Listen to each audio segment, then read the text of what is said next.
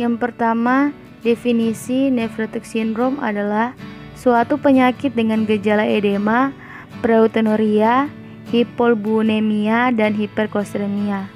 Kadang-kadang terdapat hematuria, hipertensi, dan penurunan fungsi ginjal. Yang berikut etiologi. Penyebab nephrotic syndrome yang pasti belum diketahui. Akhir-akhir ini dianggap sebagai suatu penyakit autoimun, yaitu suatu reaksi antigen atau antibodi. Secara umum, etiologi nephrotic syndrome dibagi berdasarkan klasifikasinya, yaitu 1. Sindrom nefrotik bawaan, 2. Sindrom nefrotik sekunder, yang ketiga yaitu sindrom nefrotik idiopatik atau primer, yang keempat sesak nafas, dan yang terakhir adalah keluhan mual dan muntah, dinding perut sangat tegang dan terjadi diare. Yang berikut kelainan yang terjadi pada sindrom nefrotik yang paling utama adalah proteinuria, sedangkan yang lain dianggap sebagai manifestasi sekunder. Kelainan ini disebabkan oleh karena kenaikan permeabilitas dinding kapiler glomerulus yang sebabnya belum diketahui, yang terkait dengan hilangnya muatan negatif glikoprotein dalam dinding kapiler. Pada sindrom nefrotik, keluarnya protein terdiri atas campuran albumin dan protein yang sebelumnya terjadi filtrasi protein di dalam tubulus terlalu banyak akibat dari kebocoran glomerulus dan akhirnya diekspresikan dalam urin. Yang berikut manifestasi klinis.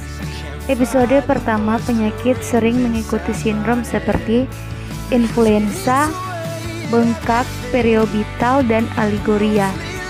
Dalam beberapa hari, edema semakin jelas dan menjadi anasarka.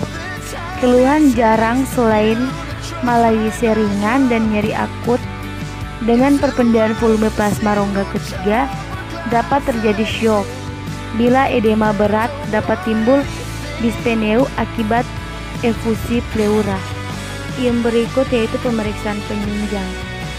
Yang bisa diperiksa yang pertama yaitu urin, kemudian darah, kemudian USG abdomen, rentgen atau renogram, dan yang terakhir biopsi renal, yaitu memberikan informasi tentang status glomerulus dan tipe dari nephrotic syndrome serta respon dari obat.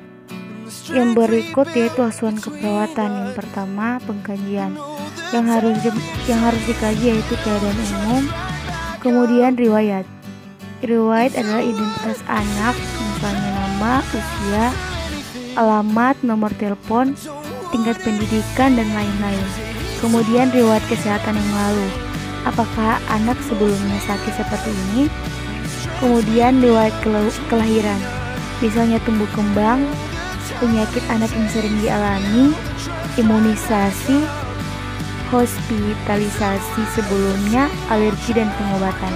Yang berikut, kaji riwayat penyakit saat ini, misalnya keluhan utamanya apa, alasan masuk rumah sakit, faktor pencetus, dan lamanya sakit. Sekian dan terima kasih penjelasan singkat dari saya mengenai penyakit sindrom nefrotik pada anak. So guys, bagi kalian di luar sana yang masih bingung berkuliah di mana, mari Jo bergabung bersama kami di Universitas Pembangunan Indonesia Manado.